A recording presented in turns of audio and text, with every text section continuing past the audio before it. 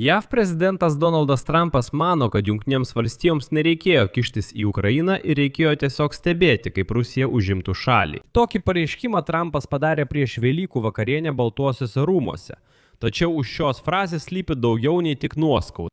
Trumpas, kuris tvirtino, kad jau kelis kartus laimėjo karą prieš Iraną, pagrasino sustabdyti visus ginklų tiekimus Ukrainai, jei Europa jam dabar nepadės atblokuoti Ormuzo sąsiaurio. Baltųjų rūmų vadovas grasina sustabdyti prioritetinių pirkimų programą Ukrainai, pagal kurią Europos šalis perka JAV ginklus, kad perduotų juos Ukrainai. O tuos pinigus, kuriuos europiečiai jau perdavė JAV ginklų pirkimui, Trumpas grasina tiesiog atimti ir panaudoti juos karo prieš Iraną reikmėms.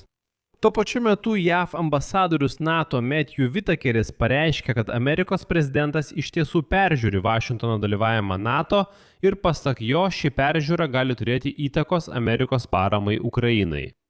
Mano vardas Aleksėjus Pičis, aptarkime šią temą kartu. Bet prieš pradėdami šią laidą paprašysiu jūsų užsiprenumeruoti kanalą. Paspauskite patinka, parašykite bet kokį savo komentarą ir būtinai užsiprenumeruokite mano Telegram kanalą Pičis News.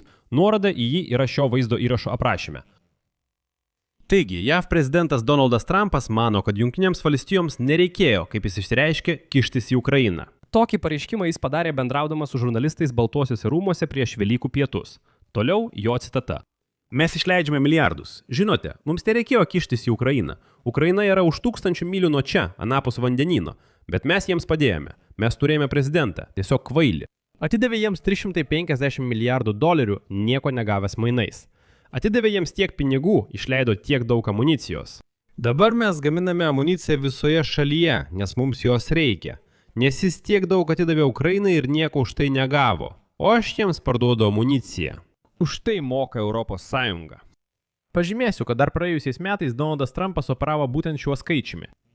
Milijardų, teigdamas, kad esant Bidenui, Zelenskis neva privertė JAV išleisti $350 milijardų karui, kurio, kaip jis išreiškė, neįmanoma laimėti. Trumpas sukritikavo Europą, pažymėdamas, kad, cituoju, jie juk turėtų bent kažką daryti, tai tegul bent jau už tai moka. Bet visą, ką mes pardavėme, padarėme mes. Ir aš tiesiog noriu jums pasakyti, NATO su mumis pasielgė labai blogai ir jūs turite tai prisiminti. Na, čia juokinga tai, kad Trumpui jau praėjo daugiau nei metai, o jam vis dar niekas taip ir nesugebėjo paaiškinti, iš kur būtent Donaldas Trumpas ima šį $350 milijardų skaičių. Štai iš kur jie atsiranda. Jis nuolat ją kartoja, bet niekas iki šiol taip ir nesugebėjo paaiškinti, iš kur atsirado tas $350 milijardų skaičius. Tokios sumos net nebuvo. Bet Trumpas iš tikrųjų atsidūrė beviltiškoje padėtyje. Kad ir kaip jis girtusi, jo problemos yra labai rimtos. Būtent todėl jis išvakarėse kreipėsi į Amerikos tautą su skubiu pareiškimu dėl karo su Iranu. Ir jis pripažino, kad taip, dauguma amerikiečių mano, jog jis neturi jokio karo plano. Jis tikėjosi, kad bus kaip Venezuela. Nepavyko. Ir ką daryti toliau, jis nesupranta. Beje, dėl skubaus kreipimosi turėjau atskirą laidą. Užsukite į kanalą, pažiūrėkite, jei nematėte. Donaldas Trumpas visų balsų rėkia apie tai, kaip jis jau kokius 5 kartus laimėjo karą prieš Iraną. Tačiau iš tikrųjų tai nėra tiesa. Jam kritiškai reikalinga sąjungininkų pagalba, kuriuos jis jau ne kartą įžeidė ir pažemino. Tačiau tai neprivedė prie to, kad Trumpas padarytų kokias nors išvadas. Ne, jis imasi dar didesnio šantažo. JAV prezidentas Donaldas Trumpas pagrasino sustabdyti ginklų tiekimą Ukrainai, jei Europa nepadės atblokuoti Hormuzo sąsiaurio. Apie tai praneša britų laikraštis Financial Times, remdamasis 3 informuotais šaltiniais. Jų duomenimis Baltųjų rūmų vadovas grasina sustabdyti jos veikimą. Prioritetinių pirkimų programa Ukrainai, PUREL programa, pagal kurią Europos šalis perka ginklus iš JAV, kad perduotų juos Kijevui. Kaip anksčiau pranešė laikraštis Washington Post, Pentagonas taip pat svarsto galimybę nukreipti svarbią karinę įrangą skirtą Ukrainos ginkluotosiams pajėgoms į karą su Iranu.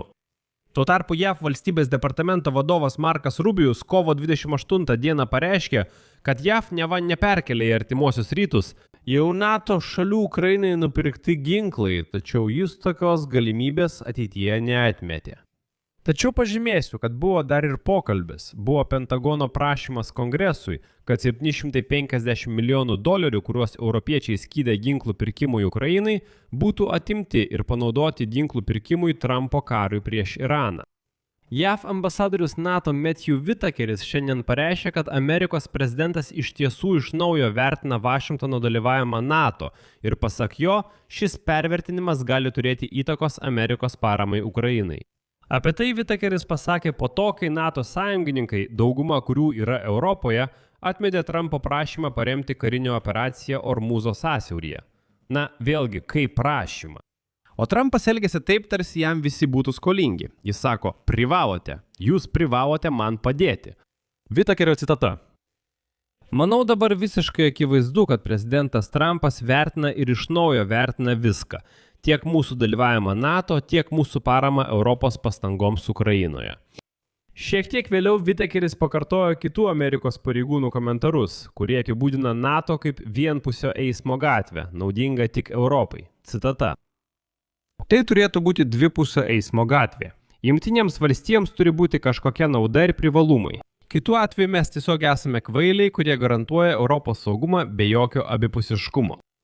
Ir čia man sunku nesutikti su Europos diplomatijos vadove Kaja Kallas, kuri pareiškė, kad Trumpo žodžiai apie galimą pasitraukimą iš NATO buvo labai griežti.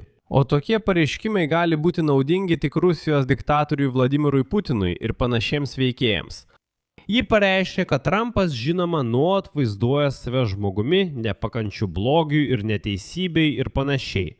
Tačiau tai niekada neliečia klausimų susijusių su Rusija. Kajos Kallas žodžiai buvo atsakymas į klausimą apie tai, kad Rusija neva padeda Iranui su žvalgybinė informacija, o žurnalistas jos paklausė, kodėl amerikiečiai toleruoja tokį rusų elgesį. Jau įrodyta, kad taip, rusai padeda žvalgybinę informaciją Iranams, dėl ko amerikiečiai praranda labai brangius lėktuvus. Bet amerikiečiai sako, nieko baisaus, na, pagalvoji, šiek tiek padėjo. Ir štai Kaja Kallas atsako šiais žodžiais, citata.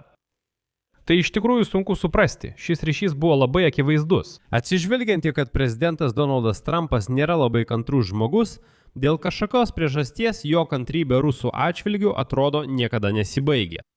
Kaja Kallas taip pat pakomentavo Trumpo žodžius apie tai, kad sąjungininkai nepadėjo JAV kare prieš Iraną ir pasak jos aljanse. Iš viso nesuprato Amerikos karinės operacijos tikslo, taip pat su sąjungininkais nebuvo jokių konsultacijų. Ir štai čia pacituosiu Kaja Kallas, kuri, žinote, tiesiog pasako tai, ką aš kartoju jau kelias dienas. Citata. Iš vienos pusės jie sako, kad jiems niekas nereikalingas. Iš kitos pusės yra kritika dėl to, kodėl kiti neateina į pagalbą, nors nėra jokių realių prašymų. Tokie prašymai neperdodami per žiniasklaidą. Priminsiu, kad NATO anksčiau pareiškė, jog JAV iki šiol nepateikė jokio oficialaus prašymo dėl pagalbos.